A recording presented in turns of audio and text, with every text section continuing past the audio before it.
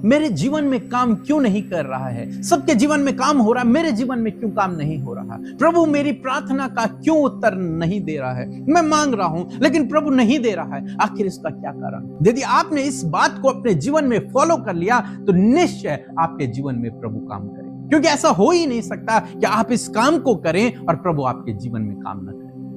100% परमेश्वर आपके जीवन में काम करेगा, क्योंकि बाइबल कहती है कि परमेश्वर की नजरें इस पृथ्वी पर लगी रहती हैं कि वो किसकी सहायता में अपनी सामर्थ को दिखाए। वो ढूंढ रहा है ऐसे लोगों को जिनके जीवन में वो काम करे, लेकिन कमी शायद आपके ही अंदर है, क्योंकि परमेश्वर तो चाहता है काम करना, वो चाहता है अपने लोगों के जीवन में काम करना, लेकिन कमी हो रही है आपकी तरफ से, इसीलिए वो काम नहीं कर पा रहा है आपके जीवन में।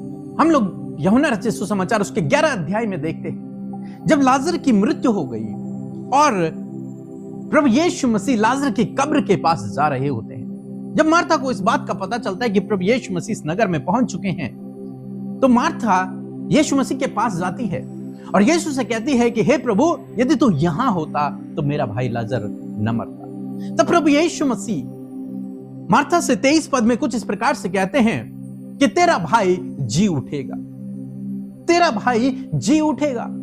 और फिर वे सभी लोग कब्र के पास पहुंचते हैं। जब वे कब्र के पास पहुंचते हैं तो यीशु मसीह अपने चेलों से कहते हैं कि कब्र का ढक्कन हटाओ। जब वो कब्र का ढक्कन हटा रहे होते हैं, तब मार्था प्रभु यीशु मसीह से कहती है कि प्रभु, उसे मरे तो 4 दिन हो चुके हैं, उसे तो अब दुर्गंध आती होगी। और तब प्रभु यीशु मसीह एक बहुत इंपॉर्टेंट बात वहां पर सब लोगों से कहते हैं, विशेषकर मार्था से कहते हैं। यूहन्ना रचित सुसमाचार उसका 11 अध्याय और 40 पद, जहां पर कुछ इस प्रकार से लिखा है, यीशु ने उससे कहा, क्या मैंने तुझसे नहीं कहा था कि यदि तू विश्वास करेगी तो परमेश्वर की महिमा को देखेगी? आमीन। प्रभु यीशु मसीह मार्था से कहते हैं कि क्या मैंने तुझसे नहीं कहा था कि यदि तू विश्वास करेगी तो परमेश्वर की महिमा को देखेगी? क्या मैंने तुझसे अभी थोड़ी देर पहले इस बारे में बातचीत नहीं की थी? क्या मैंने तुझे अभी थोड़ी देर पहले इस बात को नहीं बताया था कि तेरा भाई जी उठेगा? मैंने नहीं कहा था कि पुनरुत्थान और जीवन मैं हूं? क्या मैंने इस बात को नहीं कहा था कि जो मुझ पर विश्वास रखेगा वो कभी ना मरेगा, अभी तो वो जी उठेगा?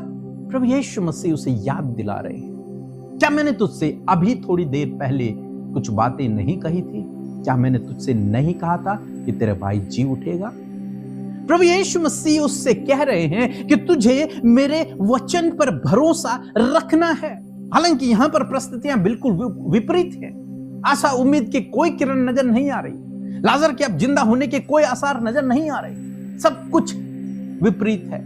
लेकिन उस परिस्थिति में भी प्रभु यीशु मसीह मार्था से कहते हैं, वहां पर सभी लोगों से कह रहे हैं, हे मार्था, क्या मैंने तुझसे अभी थोड़ी देर पहले नहीं कहा था कि यदि तू विश्वास करेगी मेरे वचन पर तो परमेश्वर की महिमा को देखेगी? परमेश्वर का वचन आपको और मुझे, हम सबको उत्साहित करता है, विशेषकर आपको जो सोच रहे हैं मेरे जीवन में काम क्यों नहीं हो रहा। परमेश्वर के वचन पर भरोसा करें, परमेश्वर के वचन को उठाएं, उस वचन को मेडिटेट करें, उस वचन पर भरोसा करें जो प्रभु के मुख से निकला हुआ है, क्योंकि वो वचन सामर्थी।